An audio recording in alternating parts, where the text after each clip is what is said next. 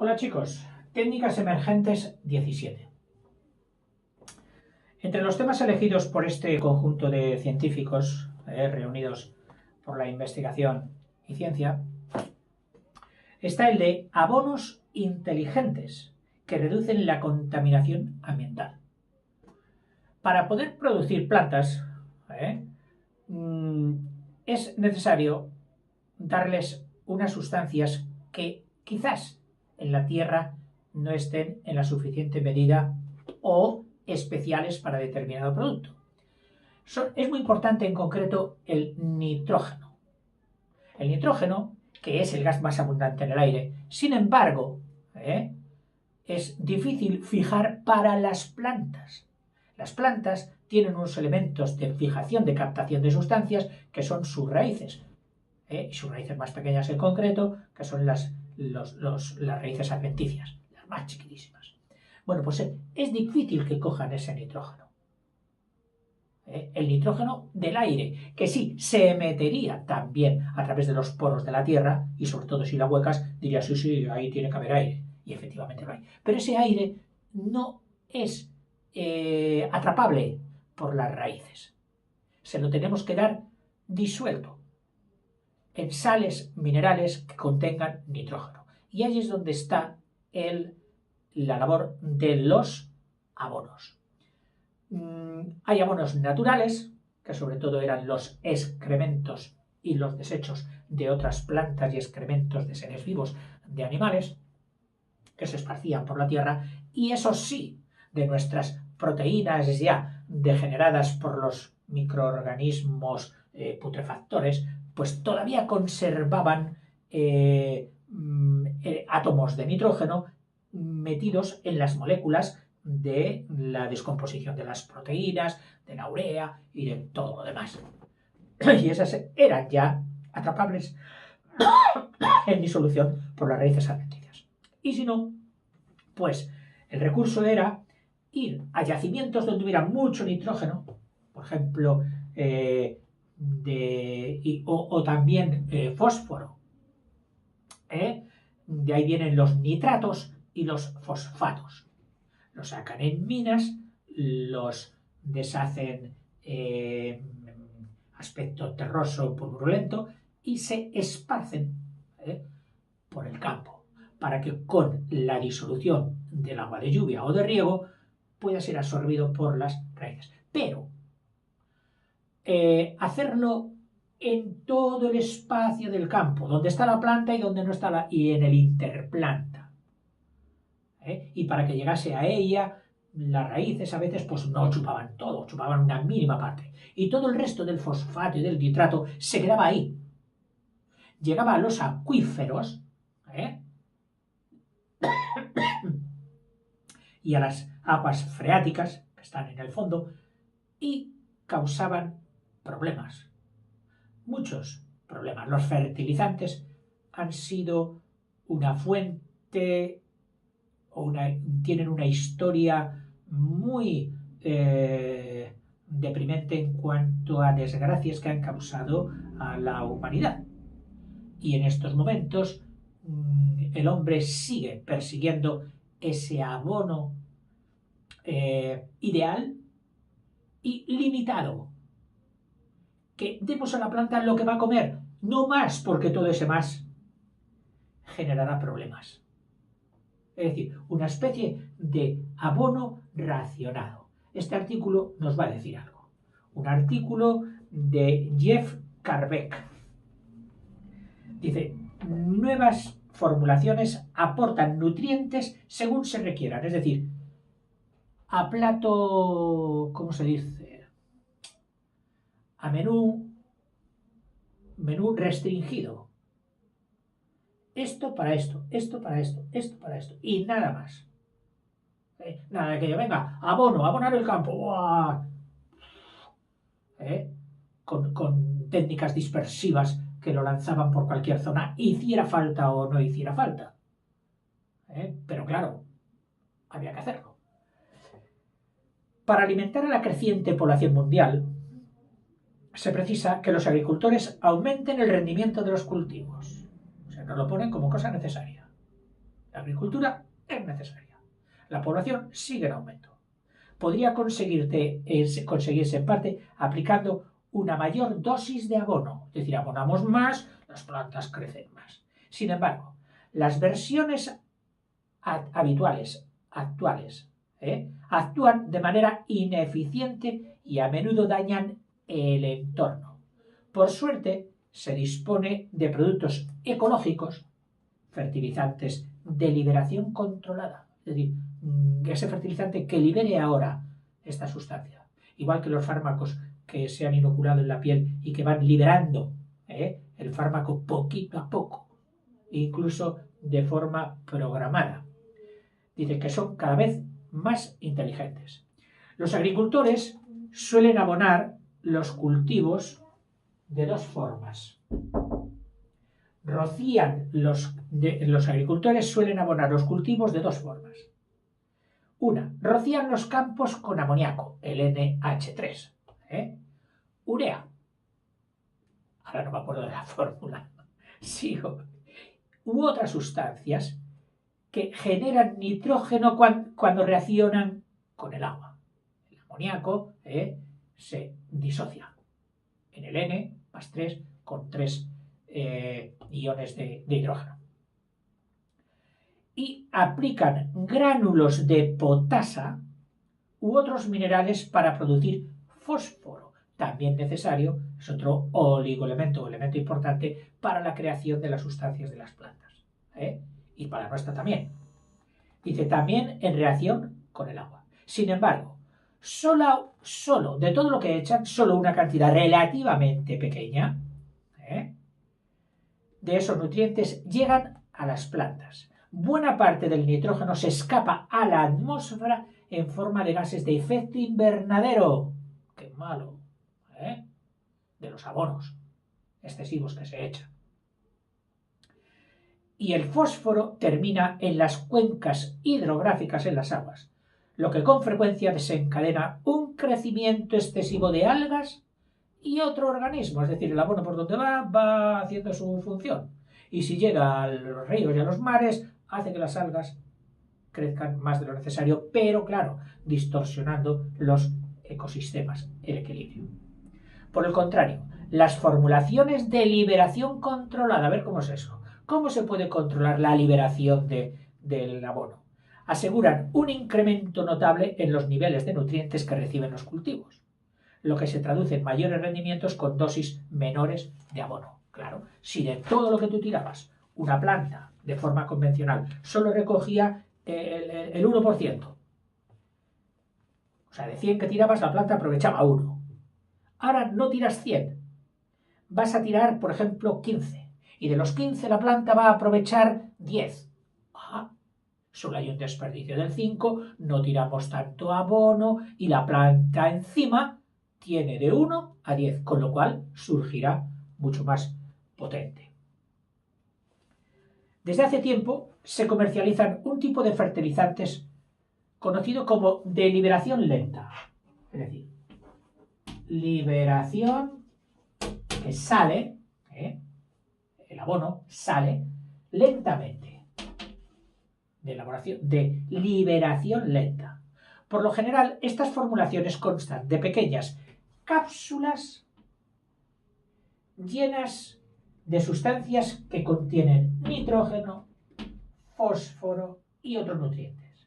La envoltura, lo voy a hacer en grande, la envoltura externa reduce la velocidad, frena la velocidad con la que salen los nutrientes.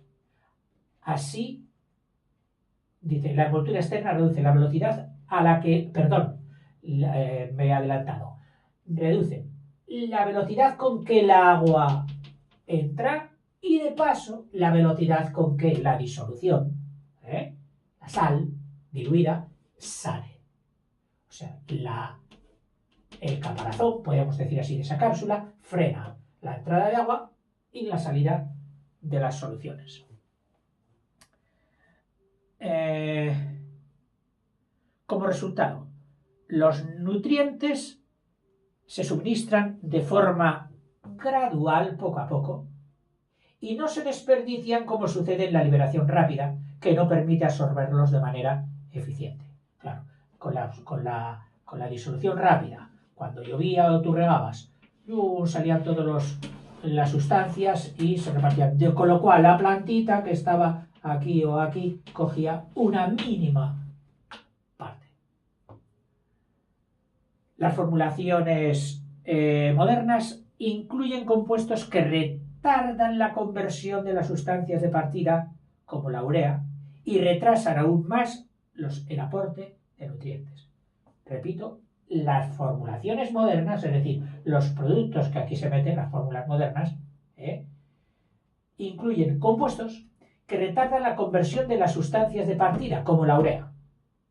Es decir, para que aquí se forme la urea, hay un componente que le dice, espérate, no vayas tan deprisa, espérate, ya te liberarás. Y al cabo de un tiempo se suelta la urea, sale y hace su función.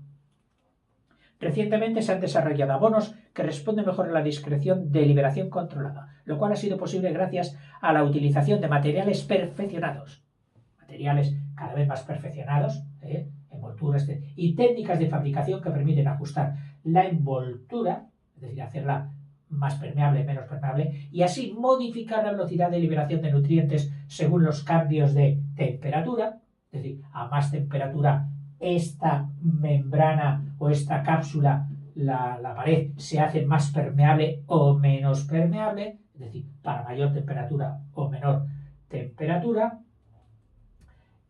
También en función de la acidez o humedad del suelo, es decir, si el suelo que lo rodea es más ácido o menos ácido, hace que esta cápsula libere más rápidamente o retraiga la liberación de los abonos. Y también en función de la humedad, lógicamente, porque el agua ha de entrar para diluir. Combinando diferentes tipos de cápsulas, puede conseguirse abonos con perfiles adaptados a la necesidad de los cultivos o a las condiciones de crecimiento. Empresas como Haifa Group o el ICL Specialty Fertilizers figuran entre las que ofrecen un control más preciso. Haifa, por ejemplo, vincula la tasa de liberación de nutrientes únicamente a la temperatura. Cuando ésta sube, se acelera el crecimiento de los cultivos y la emisión de nutrientes. Claro, ella sabe que la planta crecerá más con más calor, con más luz. Bueno, pues entonces es cuando hay que liberar más nutriente, más abono. Y por eso haremos una cápsula que con el calor sea más permeable, abra sus poros y permita más la salida. Y cuando viene la noche o el frío, que la planta no va a utilizar los abonos iguales, pues entonces esta prácticamente, no digamos se cierra, pero inhibe muchísimo la salida y los guarda para el día siguiente, para los momentos de calor. Son cosas muy lógicas y razonables. Cuando esta sube, se acelera el crecimiento de los cultivos y la emisión de nutrientes. Si bien las estrategias de liberación controlada logran aumentar la eficacia de los abonos, no eliminan todos los inconvenientes de su uso. Todavía tendrán inconvenientes. Siguen incluyendo productos como amoníaco, urea y potasa. La producción de dichas sustancias consume mucha energía, lo que implica que su fabricación puede contribuir a la emisión de gases de efecto invernadero y el cambio climático. Es decir, para fabricar la urea de los abonos, etcétera, etcétera, consumen mucha energía. Claro, si estamos consumiendo mucha energía y las chimeneas de esas fábricas de abonos están liberando gases de efecto invernadero, mal vamos. Estamos vistiendo un santo para desvestir a otro santo. Y eso hay que tenerlo en cuenta. Sin embargo, el efecto quizás se mitigaría utilizando fuentes de nitrógeno más inocuas para el ambiente y microorganismos vivos que mejoren la eficiencia de la absorción de nitrógeno y fósforo por las plantas. Acuérdate de las nudosidades de las raíces de las leguminosas que tenían aquellas bacterias nitrificantes que cogían el nitrógeno del aire y lo fijaban a la raíz de la planta. Bueno, pues algo de esto, mediante ingeniería genética, se procuraría hacer. No existen pruebas de que los materiales que componen las cápsulas, o sea, también otra cosa, que los materiales que componen las cápsulas no perjudiquen el entorno. Pero, dice, no consta. Pero se trata de un riesgo que nunca debe perderse de vista. Que no por hacer las cualidades especiales y buenas de la cápsula, tú luego esa cápsula resulte contraproducente para la ecología y para el campo. En especial cuando se introducen nuevas sustancias en grandes cantidades, sin testarlas suficientemente. Los abonos de liberación controlada se engloban dentro del conjunto de prácticas agrícolas sostenibles que constituyen la denominada agricultura de precisión. Es decir, hay agricultura a lo loco, venga, tira semilla, tira abono, tira agua, a raudales, semilla. No, ahora estamos entrando en las fases o en la época en que la agricultura tiende a ser de precisión. Oye, una planta aquí, otra aquí, no quita. Aquí sí, ahí no. ¿Por qué? Por esto y por esto y por esto. Riega, pues riega el campo. No. Hay que regar a esta plantita, ojo, y a esta no, esta ahora no, porque está en otra fase. ¿Cómo que en otra fase? Pero si es la misma planta, sí, pero está colocada de distinta manera, con distinta tal. O no conviene, o hay que ir alternando. Es decir, una agricultura de precisión, para lo cual tiene que haber elementos electrónicos que sean capaces de programarlo y llevarlo a cabo. Y todo eso cuesta dinero. Detectores, bombas de riego, analizadores de pH, muchísimas cosas. Y de esa manera sí que se puede hacer agricultura de precisión. En parte, los invernaderos, en concreto de los que yo tengo noticia de Almería, ya realizan una auténtica agricultura de precisión que te deja con la boca abierta. Oiga, ¿por qué se ha disparado ahora que... Sí, porque en estos momentos los sensores, y está todo lleno de sensores. ¿Y por qué se ha abierto la jaulita y han salido los abejorros ahora? Porque está en el momento ideal, cuando la temperatura, el grado de humedad, la floración está en... O sea, es una auténtica agricultura de precisión. Esta estrategia mejora las cosechas y minimiza la liberación desmedida de nutrientes al combinar análisis de... ¿Pero mediante qué forma? Pues mira, combinar análisis de datos, pero datos que son recogidos por aparatos detectores, inteligencia artificial y varios sistemas de sensores para determinar la dosis exacta del abono y agua que necesitan las plantas en un momento dado, ahora, no ni antes ni después, ahora. También contempla el despliegue de vehículos autónomos que aportan los nutrientes en las cantidades y localizaciones preestablecidas. Es decir, carros teledirigidos, depósitos, coches que van lanzando solo el producto donde y cuando haya predispuesto la programación inteligente. No obstante, la instalación de sistemas de precisión resulta costosa, por lo que solo suelen disponer de ellos las explotaciones a gran escala, que son las que tienen mayor dinero, y no la del agricultor de pueblo, de la explotación pequeña, ese no dispone de tantos recursos. Solo las explotaciones grandes con mucho capital.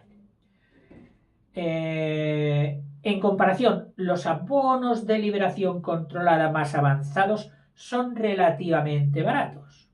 Por otra parte, o sea, no es que sean estos abonos caros, no, son más bien baratos y podrían conformar una técnica de vanguardia que ayudaría a los agricultores a aumentar de forma sostenible, sin estropear sus campos, a aumentar su cosecha. Bueno, es bonito ver que la humanidad no se queda donde está, no se conforma con sus resultados, sino que hay un afán de perfeccionamiento, de mejora, alguno dirá de ambición, de dinero, como quieras, pero una cosa propicia a la otra. ¿eh? Entonces será cuestión de, en ese sistema de ambición y resultados, ir acotando todo lo malo y rehabilitando, potenciando lo bueno, como en casi todas las cosas de la conducta humana. Hasta luego, chicos.